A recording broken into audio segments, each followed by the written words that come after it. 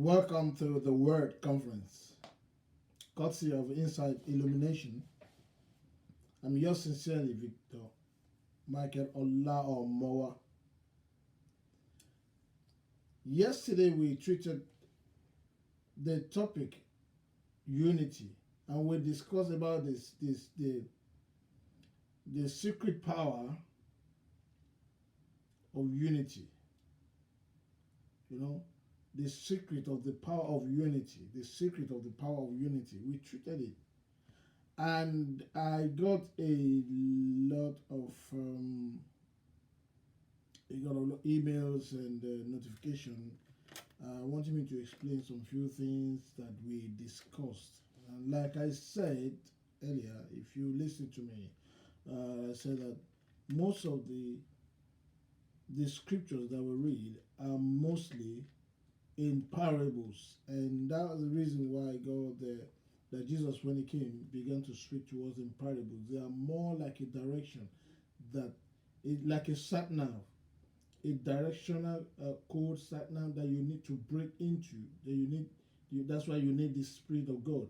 The Bible says that the letter killeth, but the Spirit of the word bring life. Amen. We need to understand the Spirit of the word.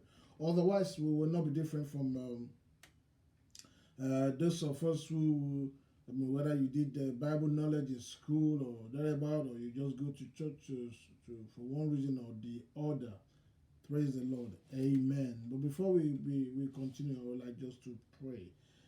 Father, Lord God, we thank you for this session. We thank you for this hour again.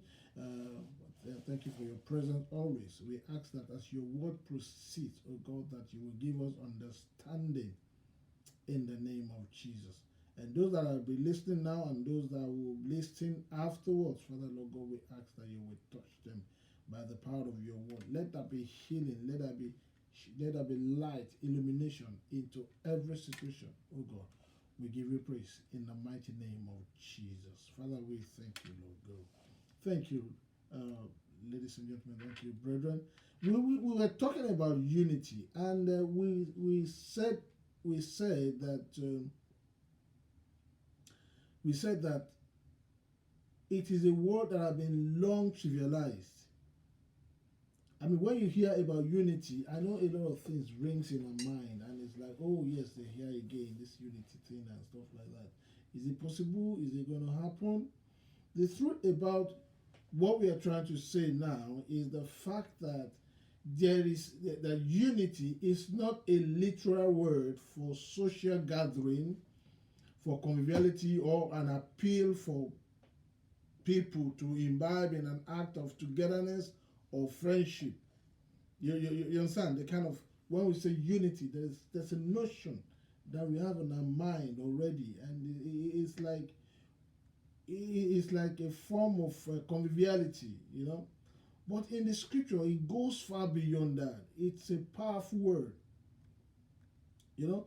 Unity, the word unity is a powerful word that it becomes so important that we cannot do without it, and we so much trivialize it. We so much play with that word, even to our own detriment, and to detriment so many things, particularly as Christians. Amen. Unity is a strong word that propels the force and power of accomplishment. We said it. It is a strong word that propels the force and power of accomplishment.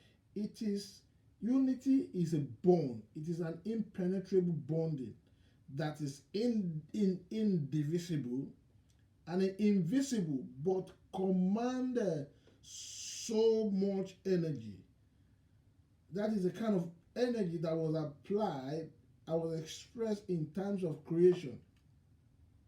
Amen.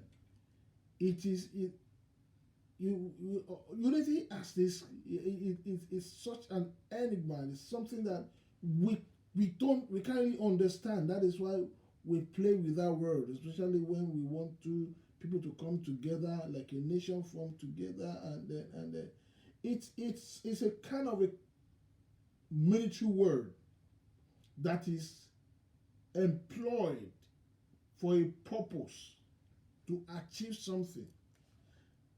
Amen.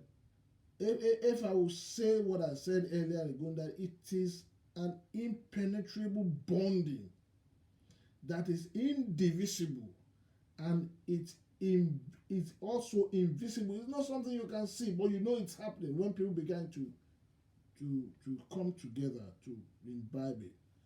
But it commands so much energy that is equal to that one that was expressed in terms of creation. The same thing. There was that spirit of energy, that energy of unity. Amen. Praise the Lord. And thank you very much. I know it's church. I know we have a lot of people that are not be able to attend. I had to quickly. The Holy Spirit had to turn me back away from where I was going to quickly come and do this, because I still have a church program going on. Amen. Praise the Lord. One thing that we need to understand about this word unity, and why it is lacking in the body of Christ, and why it is difficult for us to appropriate it, is simple. It's because we don't know that it is one of the character that God deposited in us in creation. This word unity, it has the capacity and capability to achieve anything in agreement. Amen. It has the capacity and the capability to achieve anything in agreement. And I will prove that to you. You will see as we read the scripture. Amen. This agreement has an unwritten code. You understand, when two people come together to achieve something, there's an agreement. It's an unwritten code. And when you see the scripture, you begin to see the way that it is carried out. Whoever tries to break that code, the code, could face dire consequences. Amen. So that unity is so strong, but it's so fragile that it must be constantly protected and guarded jealously, because a fracture may spell doom, may destroy a whole lot of things that are being put in place, may scatter, may make things to become like they are normal, but they are not normal. Once unity is missing, even in a family, once unity is missing in a family, people just begin to move on with emotion. They don't have a clear purpose of achievement. Once unity is missing in a nation, the same thing begins to happen. You see, and when unity is missing in the body of Christ, like it is presently, we see what is happening. We become so irrelevant in the scheme of things. Amen. Praise the Lord. In Genesis chapter 11, verse 1 to 6, that is when that was not the first time unity was introduced to us. Unity was actually introduced to us earlier before then. But I'm going to be taking it gradually because of time. Talking about unity goes beyond coming together. It goes beyond let us come together and let us pray and it goes beyond that. It literally becomes the character of those that embarked on that path, on that journey. It becomes the character of those that begin to express it as an attitude. It becomes themselves. You see, the truth about unity is that they don't have to like each other. Amen. It's not that I like you. They don't have to like each other. They don't like to. There could be certain differences, because you see, we are not, even the hands, the fingers, they are not equal there, but they have to join together for a purpose. So there's always these differences, size, shape, color, height, languages, or whatever, but they have one purpose. Amen. Thank you. I don't want to be distracted, but I'll just be greeting you guys once as I go on. Thank you, Daddy John. God bless you, sir. They have one purpose. It is an unwavering agreement to accomplish together. They have this purpose with an unwavering agreement to accomplish without fear. Amen. Purpose. If you read, if you have your Bible with me, yesterday we dealt with it. And I mean, God just wanted me to do it again, and I began to. Because sometimes you begin to wonder when things bothers you so much, and you begin to wonder why it is not happening this way, it might be something that God wants to use you to proffer solution. He allows it to proffer solution. Amen. And you see, there are two things that we need to understand when it comes to the unity, expression of the unity as a power of coming together. Amen. It is those people who are engaged themselves in expressing it have an understanding that it is not that I like you or I don't like you, or you are from my local government, or you are from you speak the same energy, the same language, or whatever. No, the purpose bind us together. Amen. I'm going to read Genesis chapter 11. If you have your Bible, please let's quickly scroll through the scripture. I know it's everybody knows about that scripture. Some people can even read it offhand, but I can't. Too many things on my head. In chapter 11, I hope I'm. Chapter 11 is here. Okay, my Bible is a very old one, so you can see that it's. And it came to, the Bible said that as the world heard, the whole earth was of one language and of one speech. There is a time, that I don't know, but I think that when God created mankind, that character was implanted in us. Because by the time we got to this scripture, there was nobody that taught them how to. They were still moving out from, they're still in their sinful nature, and there was nobody teaching them how to unite. Amen. The Bible says that the whole earth was in one language and of one speech. And it came to pass, as they journeyed from the east, that they found a plain in the land of Shinar. That means that they were moving together. There was this great agreement. There was this agreement that they begin to move together. The power of unity. Amen. And they said, let us make bricks and burn them thoroughly. And they had bricks for stones and slime that they have for mortar. Seriously? They just spoke word and it happens. They were moving together. Amen. Praise the Lord. And they said, let us build us a city and a tower whose top may reach unto heaven, and let us make us a name. Let us make us a name. Please, I want you to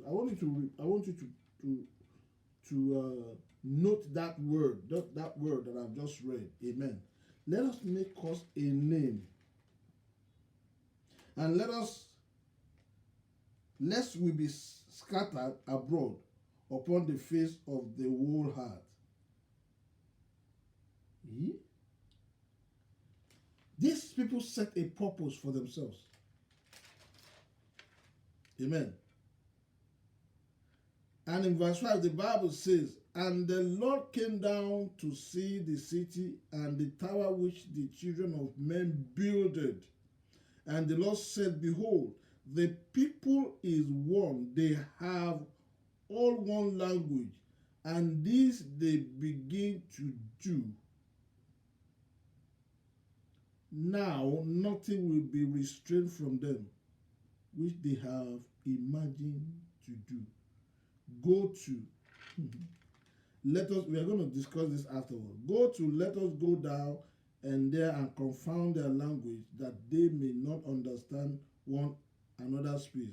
So the Lord scattered them abroad from them upon the face of the earth, and they left off to build the city. Therefore, now let's stop at that. Verse 8.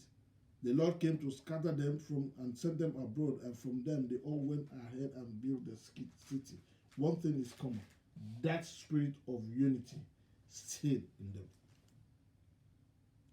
Amen. Now, the second time, the first time they were going to be introduced. Praise the Lord. Like I said, it usually becomes the character of those that want to embark on the path. They don't have to like each other, but they have one purpose in unwavering. They have an agreement to accomplish together without fail. Amen. It is written in Acts chapter 2. That is another scripture that we're going to be visiting. It is written that they were in one. I don't know if you want us to read that scripture, but the Bible says that on the day of Pentecost, they were in one accord, and the Spirit of God came upon them. Amen. Now, the question that quickly prompted from me was, why did the Holy Spirit decided to come upon them when they were in one accord? Amen. Why did the Holy Spirit came upon them when they were in one accord? The answer is simple. Unity of purpose in agreement attracts divine performances. It attracts the seat of the throne of heaven. It happens in Genesis chapter 11. And this is the reason, because when man was going to be created, when man was going to be created, it became a combined effort of the Trinity. There was an introduction of the power of unity. And so that became the modus operandi of mankind on the face of the earth. Amen? Now, please be aware that during the time there was after the crucifixion of Jesus Christ, we knew very well that the authority does not want the believers to begin to preach that Jesus Christ has risen again, and so they went all out against them, pushing them into oblivion, sending them into desert and stuff like that. And at a point in time, persecution began to compel the people of God to unite. It drove the spirit of unity onto them. And I see that is one way that God is able to achieve a lot of things. When there's a persecution, He brings the believers together. But once things are okay, they don't remember. Everybody begin to do their things, and then begin to shred the garment of the church into tattered, and everybody begin to do. They become so irrelevant. Everywhere you name it, in politics, in everywhere regarding the economy, you see, and even individually, people begin to do things individually without considering the effort, the pulling of resources from each other. Amen. And so believers who contravene the no preaching law were banished to the desert, like when John was writing his epistle, it was from the Isles of Patmos. That was a desert. It was left there to die. But when when people begin to come together and begin to, if you read the book of Acts chapter 2, towards the end, you will see how they came together. They sold their things. They brought their finances together. They used it to recreate another economy that became something of envy for the existing Roman Empire. So much that the Roman Empire was stretching, and he had to go and make allegiance with the church. So that is where the power of unity comes in. Amen. Like we said yesterday, that God began to bring His word to pass, and through the band, so He began to turn the desert into forest, And there was so much abundance in that city that the king had to travel over and they make alliance and bring them back. The power of collective agreement. Praise the Lord. In Genesis chapter 11, it was mentioned that unity became the bedrock of building anything that is to be sustainable. The Bible says, God said, no, whatever that they propose in their heart, no one can stand against them. Unity. And unity cut across, like I said earlier on, it cut across every sphere. Family, and make it a point, it became a point of life for me to ensure that all my brothers are intact together no matter what. I think I was the most aggressive growing up. But when I understand the power, the secret behind the power of unity, I have to calm myself down and say, if you want to keep these boys together and these girls together, man, you have to, there's certain character that you have to develop. Sometimes you have to just sit down and watch them and make them suggest to you. You are not the boss. You are just managing directors. I mean, we come to that. They are all directors. You are managing, and as a managing director, you are expected to pull the strings of to binding them together and probably provide resources if you can. But you can provide resources every other. That is the reason why you see this, the position of your firstborn is so important in the unity of your family. Praise the Lord. We are not going there today. This is another thing for another day. Anything that was going to be sustainable, like building a nation, the character of unity must be present. When Nehemiah was going to build the wall of Jerusalem, the book of Nehemiah, it takes him to be able to send the message across. And everyone begin to build their part because everyone have a stake. Every living being, every human being that works with you have a stake in everything that you are doing, just like you have a stake in whatever that they are doing for you to be successful, for you to work successfully together to achieve that purpose. And that had to be identified and respected.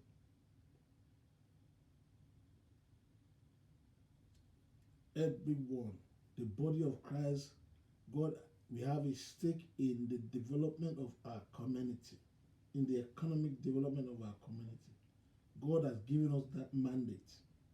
That is the thing that we need to be doing right now, flourishing on the face of the earth, controlling, having dominion by working together and to ensuring the expression of divine counsel through us. Amen. Praise the Lord. The first time the principle of the conversion of positive energy was employed, as I said earlier on, was in the introduction of man. When the time to create mankind, God in the book of Genesis, God said, let us. There must be a reason why God decided to invite the many members of the Godheads. Praise the Lord. Thank you, Daddy. I know you've been watching. Okay. This is something that we need to. The churches, the body of Christ, the churches must come together, must understand the needs of the community. We cannot work in isolation. In Genesis chapter 1 verse 26, it was established here that the issue relating to creating and building involving mankind require the converging of all available energy in an unwavering united force. All the enemy wants to do is to separate, because that is when he can be able to neutralize purpose. Because anything short of converging forces together is not good enough. Amen. It's not good enough. We need to encourage ourselves. The youth need to encourage ourselves,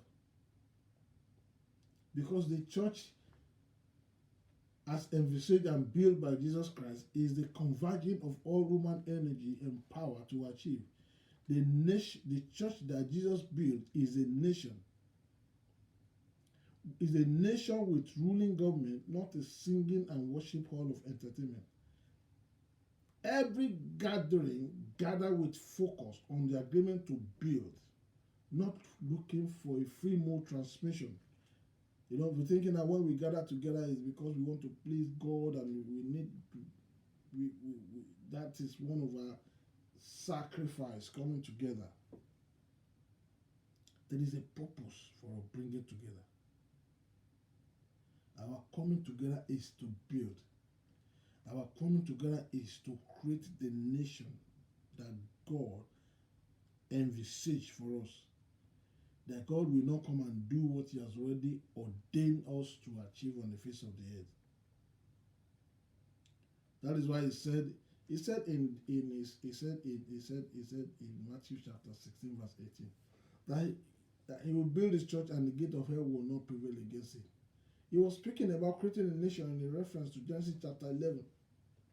And remember that even when God came down, you know, to distort the language of the people, they still went and they still built nation. That spirit still come together. Now what happened is that it became obvious that it's something that we have to employ all the time.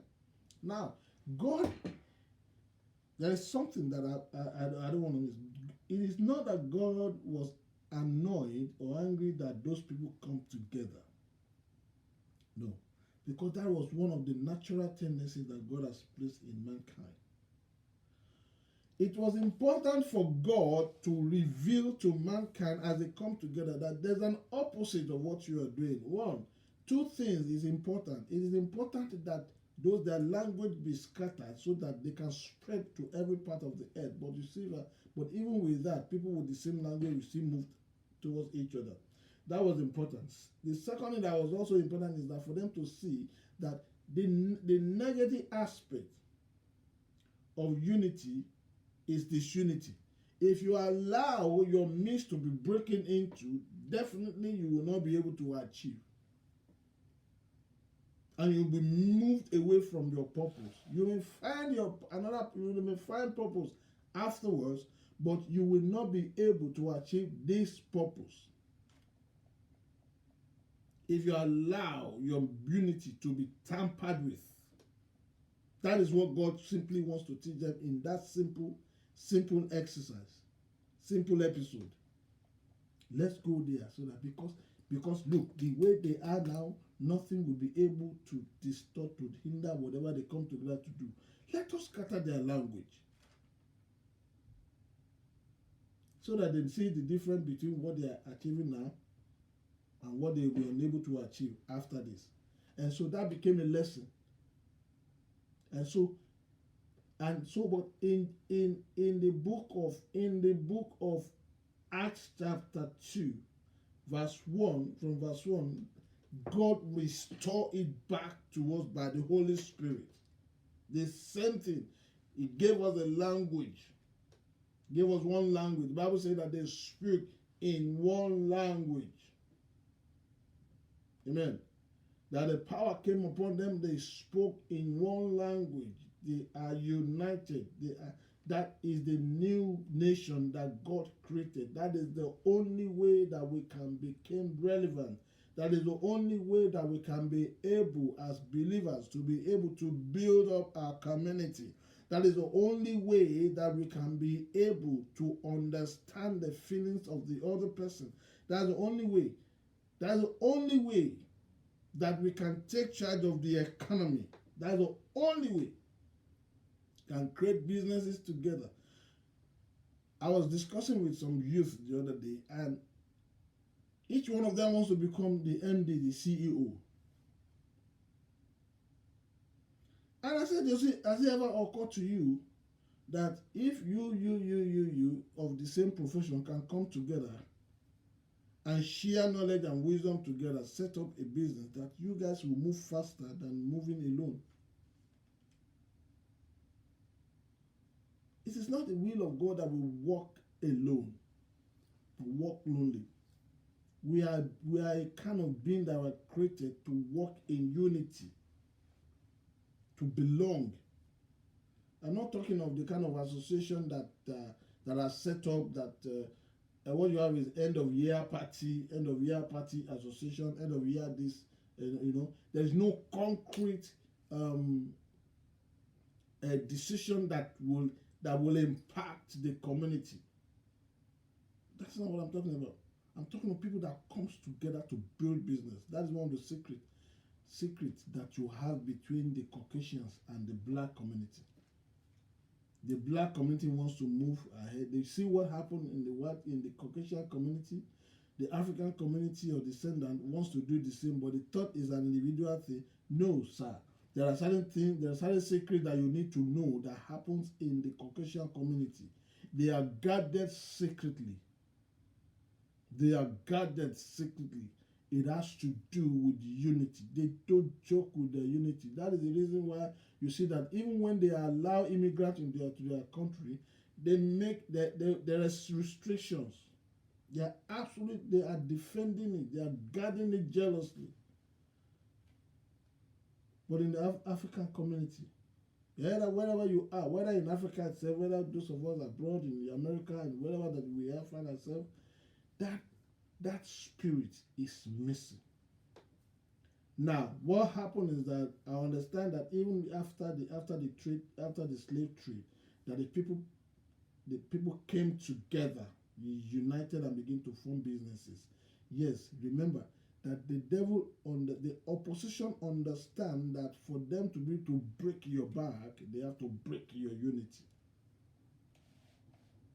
And so they begin to attract some of you away from each other, just like the lion will attract the goat away from the heads of gates so that he can punch on him.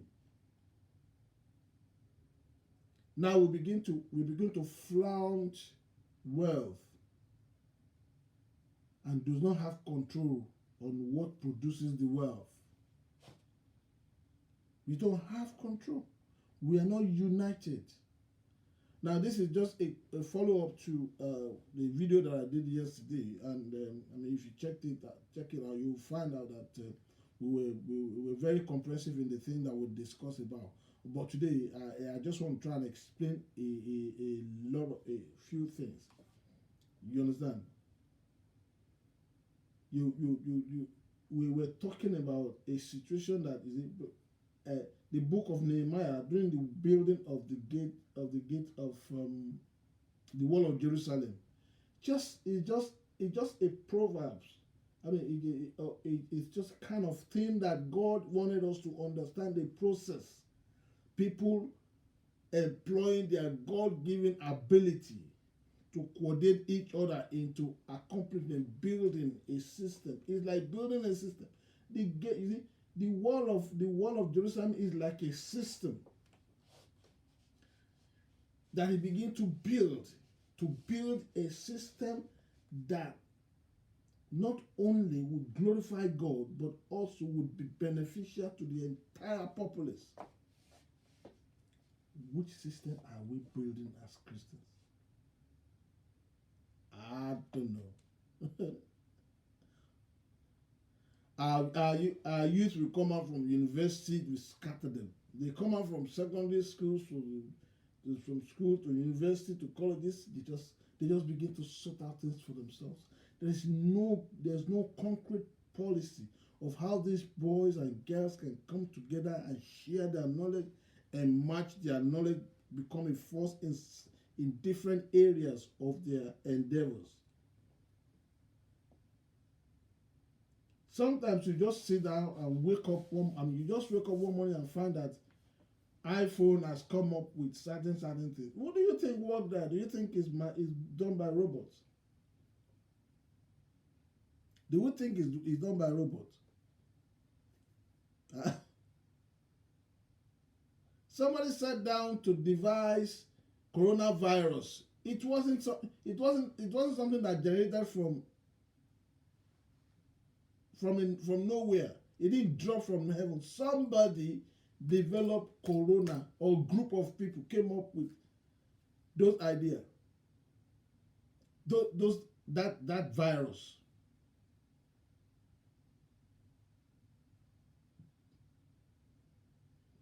Look at the system technology these days. And they will employ our children to be subservient, to serve. Even in a situation where you have some of our young ones who have this knowledge, because they are unable to connect with someone who has an equal amount of knowledge for them to combine together, to create, to invent.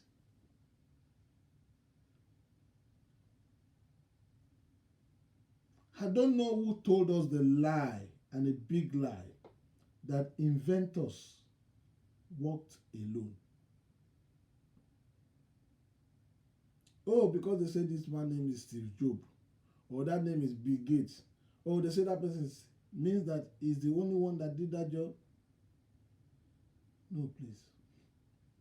We need to create an ambient where our youth can come together and harness resources from each other and become a force to build the community, to start businesses, to do a lot of things that we need to do to develop our nations. The kind of system and government that we have in place in Africa are based on the provisions of the level of education that they have in that area.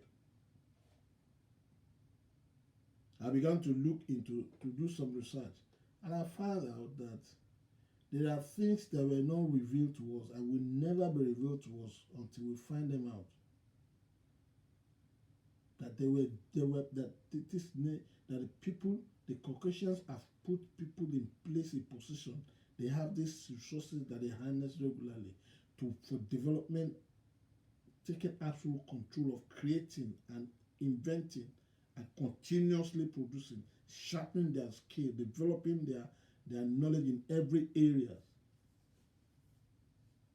But so for us, we want to flaunt wealth like someone who just won a lottery and just throwing money all over the places. And everybody will be hailing you. And the church will be waiting for your tithe and offering. Even the church has so much resources have been put into the body of Christ for nation building, but what it is happening to? What is happening? This is to encourage our youth now. I mean, in the past I used to hear this and co, this company and co, that is 2 or 3 people coming together to form a company. I don't hear about it in Africa. Everybody just struggling, run helter-skelter. And those that have made connection to have a lot of money wants to employ other people in subservient position.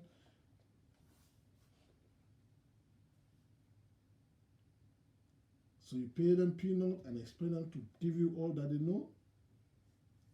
People cannot even work in partnership anymore. The system is broken down so much that all we can see now is poverty. Only by faith that we see wealth untapped.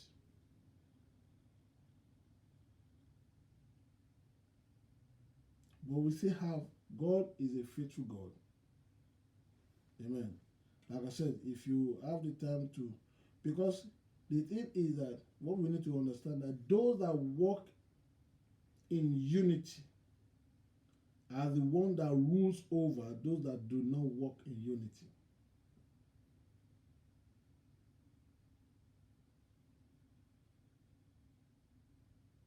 Those that walk in unity are the one that rules over those that choose not to walk in unity. We see Genesis chapter 11 that these were people who came together employing their God-given ability to coordinate each other into accomplishment, that is building the system. The gate of hell are powerfully constituted system whose purpose is in the character of Satan. The Bible says that the devil come to kill, to steal, and to destroy. Now, in there, to them, they don't see it as coming to kill, to steal, and to destroy. They come to change the system to their own advantage.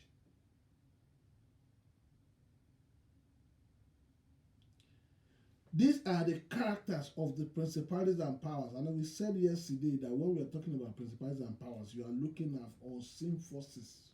These are real men who understand the science of the time, who have understand the constitution and everything that has to do with the place. They took their time and they know that one of the best ways is to come together in unity. We said yesterday that the power of unity in the camp of Satan is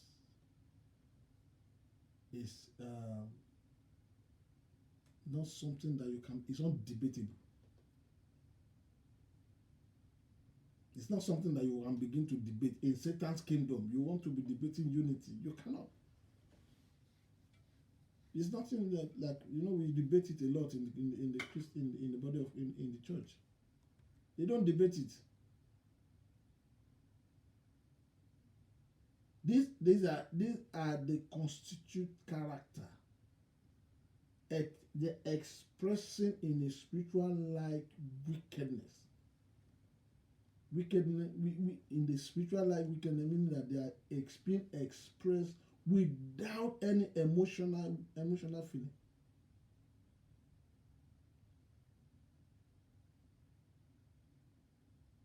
Wickedness, they have no emotional attachment to the thing. They follow things the way it ought to be. That is it. That is it. Until we come to that level as believers, as churches.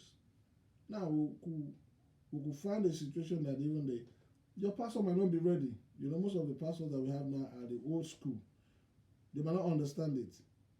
You understand? We understand. Fair enough. But the younger ones must understand, if they don't want to be in the state that they find their parents, then they have to retrace their steps. Like I said, I'm going to be joining the service right now in Spark Nations. You can join me in Spark Nations, Pastor Tobi Adegboyega. This is where young leaders are being raised, into this generation, into the next generation. And you begin to hear and listen to some of those things that he has been saying. These are some of the things that I believe that we missed the mark during our time as we were growing up as believers. There's something, when I met with Pastor Tobi Adegboyega, there was a resumption of a conversation that God was having with me long ago. I saw it vividly, I know that some of you might misunderstand their modus operandi, but you see, it's a language that those guys understand. I remember when the charismatic church started in 1982, 83, 84. Remember that people from the Orthodox churches would not like to hear anything about us. It's like we were the happening guide and we were going all over the places, and that is another thing that is at play now. But the thing about these children now, this one that you have in Sparkling, is that these people are building businesses. And I'm praying for them fervently. They are not people, they don't go to church and then go home and be dejected. No. They finish their service and they begin to engage in each other in nation building, businesses.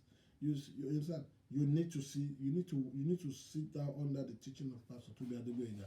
He's a young man, but I see the resumption of that conversation, and I see that a lot of you that you will understand from which perspective I'm coming from. You understand, how you are expecting certain things to have the church will have done and the church is not doing.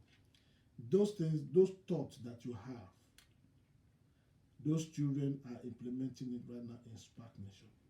And if you excuse me, I need to join the service. I'll be able to come back to you later in the evening, especially my American audience who are probably sleeping right now or just about waking up. I'll be able to minister and share words with you. Like I said, please visit my video that I did yesterday. It's very explanatory. And if you have any contribution to, because the Spirit of God is one, God has speak to you and things that we need to bring into the table, we need to discuss, please. Feel free to discuss with me. Feel free. And we are all doing this together. I might just be the one that God wants to start speaking to, but we all have the other, we all have to do it together. Unity is nothing to compromise. It's nothing to compromise. Have a nice day. Until I see you again, I remain yours sincerely, Michael Ola Omowa. God bless you.